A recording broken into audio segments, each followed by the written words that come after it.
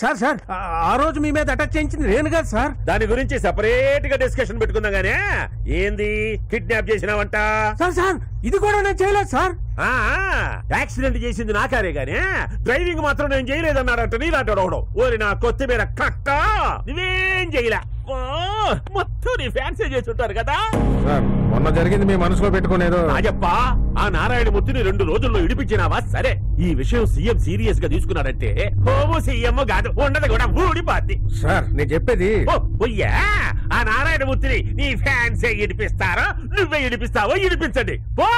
నువ్వు రాబావా? Sir kidnap చేసింది ఇతనే అంటాడా? అదేమో నాకు తెలియదు కానీ ఇది చేయించింది మాత్రం ఈడే. అందుకే కిడ్నాప్ చేసినా చెయ్యకపోయినా ఈడే చేశాడని నమ్మతా. సంతకం పెట్టలేదని నారాయణమూర్తి గారిని కిడ్నాప్ చేయడం అన్యాయం. మీరు గవర్నమెంట్ ఎంప్లాయీస్ మీద చేసుకున్నారు. చేసేసుకోవడం కరెక్ట్ కాదు సార్. నా ఇంటి ముందు నిలబడి నేను ఇసిరే ఎంగిలి మెతుకులు ఏరుకొని తినే నువ్వు కూడా నాకు చెప్పాడు అయిపోయావా? గవర్నమెంట్ ఎంప్లాయీస్ ఏం పిక్కుతారో చూపిస్తా. నీ దగ్గర ఎంగిలి మెతుకులు తిన్నాను, జనాల దగ్గర లంచం తిన్నాను. కానీ ఆ రోజు నారాయణమూర్తిని చూసినప్పుడు కనీసం ఒక్కో రోజైనా అతనిలా బతకాలనిపించింది. ఇప్పుడు చెప్తున్నాను, బతికినన్నాళ్ళు నారాయణమూర్తిలా బతుకుతా, తలెత్తి బతుకుతా. స్పందించిన ప్రభుత్వ కార్యాలయాలు, రోడ్డెక్కని ఆర్టీసీ బస్సులు, బోసిపోయిన బీచ్ రోడ్డు.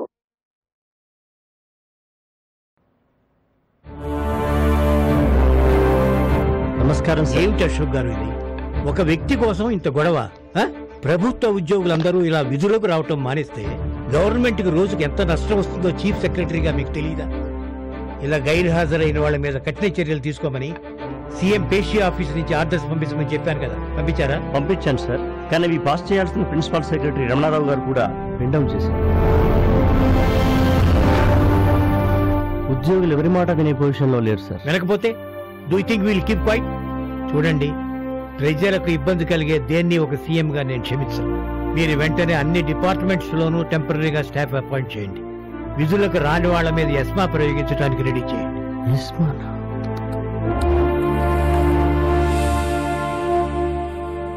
సార్ ఒక్క నిమిషం,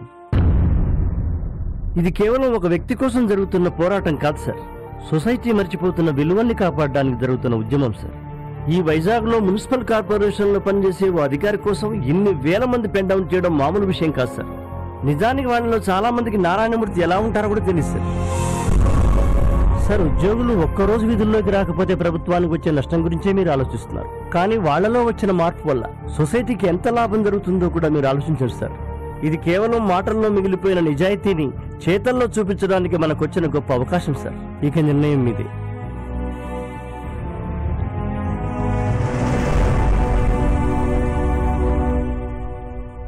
నారాయణమూర్తికి మద్దతుగా ఉద్యోగులకి సంఘీభావం తెలిపిన ముఖ్యమంత్రి సీఎం ఉద్యోగులను సపోర్ట్ చేయడం ఏంట్రా? సీఎం కి నాకు పెట్టేశాడు రా. బయట జనం గేట్లు బద్దలు కొట్టుకొని లోపలికి వచ్చినట్టు. ముందుకెళ్తే సీఎం, వెనకెళ్తే జనం. జనం వస్తే ఊరుకుంటావా? మనకు అలవాటే కదా దొడ్డిదాన్ని బారిపో.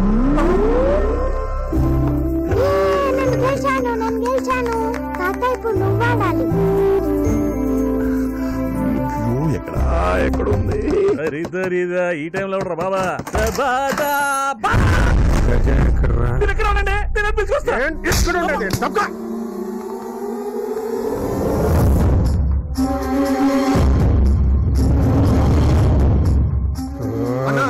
మీరేంటన్నా ఈ టైంలో? కబురు పెడితే నేనే వచ్చేవాడిని కదా. కబురు పెట్టి పిలిపించుకునే లగ్జరీ 4 రోజులు ముందే పోయిందిరా. సూరిగాడు బాబుని ఎక్కడ దాచాడో అర్థం కావట్లేదురా. ఊపిరాడకుండా చేశాడు కుర్ర నా కొడుకు. బతికేంట్రా ఇలాగైపోయింది. నాన్నగారు అదే మామగారు. నాన్న మామ ఎవడో కన్ఫర్మ్ చేయి. అంటే మా ఆవిడకి నాన్నగారు అంటే నాకు మామగారే కదా. పిల్లలతో ఆడుకుంటారు. ఏం అదృష్టం నాదేంట్రా బాబు, అర్ధరాత్రి ముసుకేసుకొని తిరిగేలాగా అయిపోయింది బతుకు. పార్టీలో పరువు తీసాడు. ఉన్న పదవి ఉంటుందో ఊడుతుందో తెలియని కన్ఫ్యూజన్ లో పెట్టేశాడు. నేను వాళ్ళ బాబు కోసం పిచ్చుకోకలా తిరిగేలా రోడ్డుకి ఇచ్చేశాడు. ఇవాళ స్టేట్ అంతా నా మీద ఫోకస్ ఇలా చేశాడు. ఈ సూరిగాడితో ఎందుకు పెట్టుకున్నాడు రా నాయనా? ఈ సూరిగాడితో ఎందుకు పెట్టుకున్నారా అని గోడకే స్థలం బాదుకోవాల్సి వస్తుంది.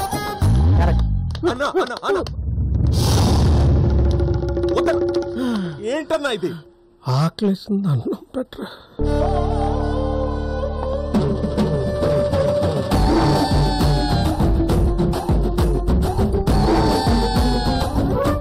ఇంతవరకు నారాయణమూర్తి గారు కనిపించలేదంటే ఓ కమిషనర్ గా మీరు ఏం చేస్తున్నారు? అది no more explanations please. Sir Narayanamurthy garu అబ్బాయి ఇచ్చారు.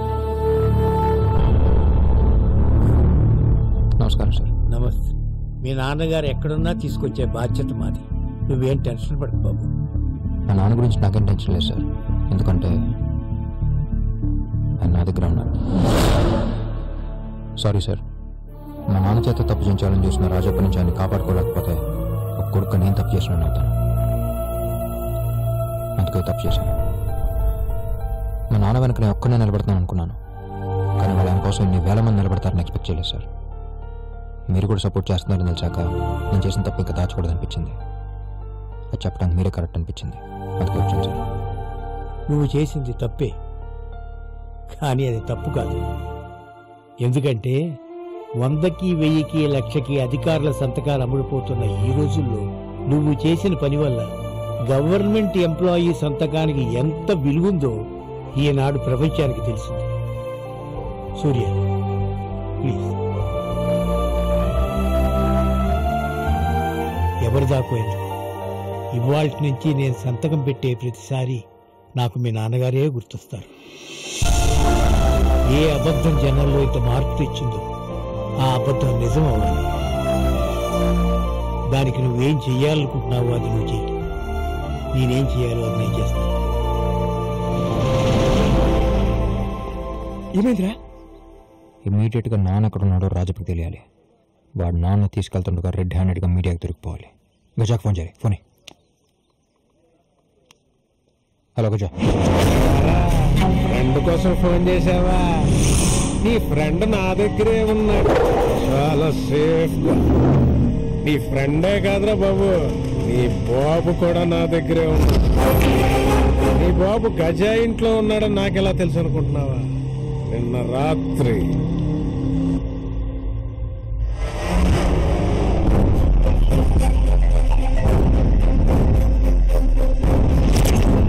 మిడిల్ క్లాస్, నీకు 30 నిమిషాలు టైం ఇస్తున్నా. పిలువు మీడియాని పిలిచి చెప్పు, మీ నాన్న నువ్వే కిడ్నాప్ చేశావని. రాజప్ప కిందలో ఏమీ సంబంధం లేదని చెప్పు నాకు. లేకపోతే 31వ నిమిషం మీ నాన్న పోతాడు రా.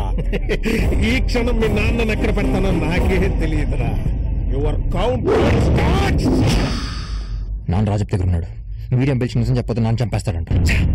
మీడియం పిలిచేట్రా. ఇంత దాకా వచ్చాక ఇదేంట్రా? Breaking news.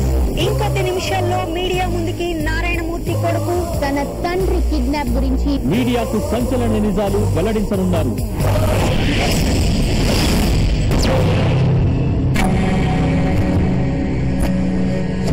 నీ కొడుకు చేసిన నిర్వాహకం. పక్క నుంచి లేస్తే ఏం కావాలి సార్ చేసి పెడతామనే 10 మంది పనోళ్ళు గుమ్మం నుంచి అడుగు బయట పెడితే మాకు పని కావాలి చేసి పెట్టండి సార్ అని అడిగే పార్టీ వాళ్ళు. రాజయోగం ఏదో పరాయి రాష్ట్రం నుంచి వలస వచ్చిన కూలోళ్ళ చేసాడు. ఇక్కడే స్నానం, ఇక్కడే ఉండడం, ఇక్కడే తినడం, ఇక్కడ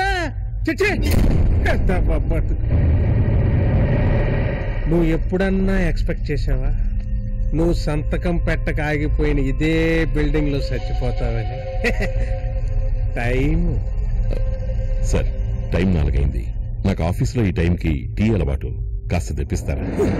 6 అడుగుల దూరంలో పెట్టుకొని భయపడకుండా ఏంటా నీ ధైర్యం? నా కొడుకు, నా బలం వాడే, నా ధైర్యం వాడి, నా నిజాయితీని చంపేస్తానంటేనే నిన్ను ఈ స్థాయికి తీసుకొచ్చేశాడు. నన్నే చంపేస్తానంటే ఊరుకుంటాడా? ఊరుకోక ఏం చేస్తాడరా? ఏం చేస్తాడు? పంచ నువ్వెక్కడున్నావో తెలీదు, నేనెక్కడ దాచానో కూడా తెలీదు.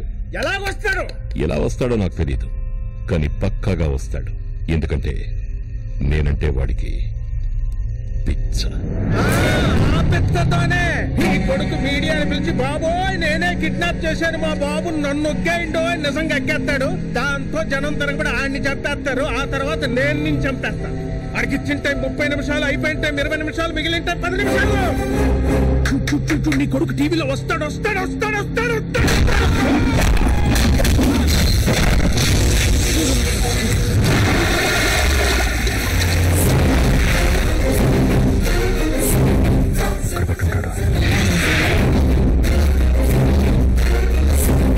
అక్కడ నేను బిల్డింగ్ కడితే అందులో మాల్ పెడితే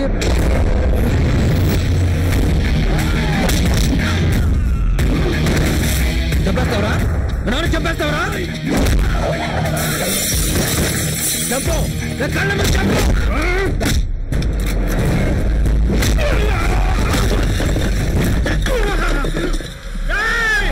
అబ్బా కొడుకులు ఇద్దరు ఒక్క 10 నిమిషాలు నాన్న.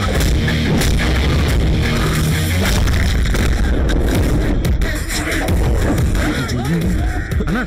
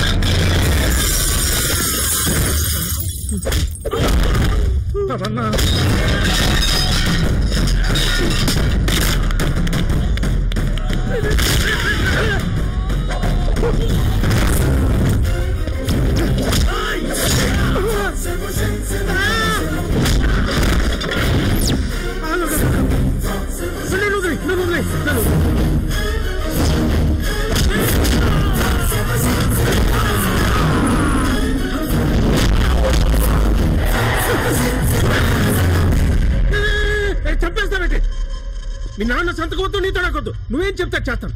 నన్ను వదిలే సూరి.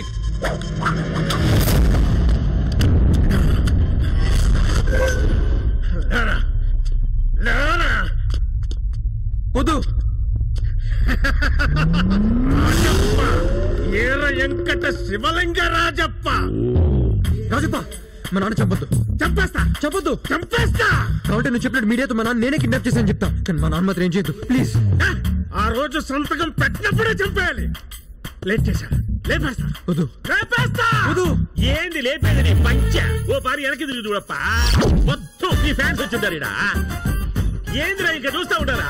ఏంటి పర్ఫార్మెన్స్ వీడియోలో? నాయనా నీ భాగవతం మొత్తం టీవీలో వస్తా ఉంది, చూసుకో.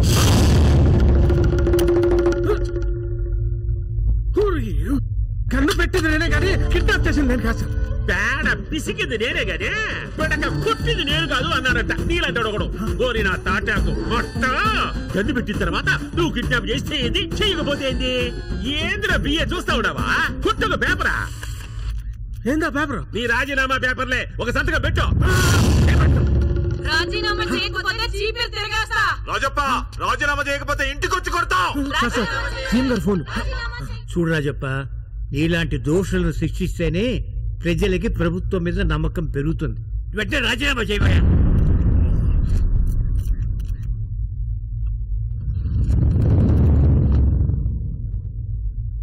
అరే, ఓ గవర్నమెంట్ ఎంప్లాయీని సంతకం పెట్టమన్నందుకు ఓ మినిస్టర్ రాజీనామా చేయాల్సి వచ్చిందా? ఇక వెళ్ళిపోతుందిరా ఈ దేశం.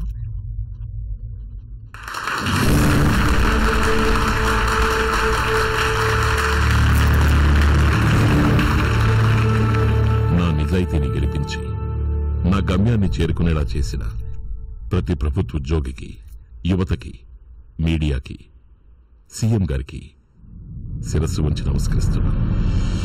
ప్రభుత్వ ఉద్యోగి అంటే ప్రభుత్వానికి ప్రజలకి మధ్య వారధి లాంటివాడు. అతను పెట్టే ప్రతి సంతకం రేపటి తరాలకి దిక్సూచి.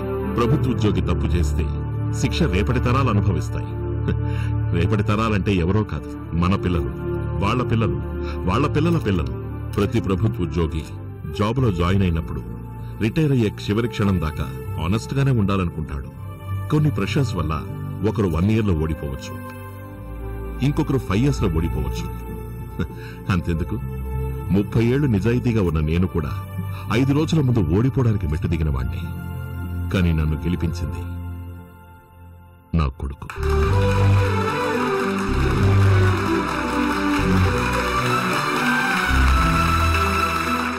అందరూ అంటారు నేనేం సంపాదించలేదని. చాలా మంది కన్నా ఎక్కువే సంపాదించాను. 30 ఏళ్లుగా నేను సంపాదించిన నిలువెత్తు నిజాయితీ నా కొడుకు.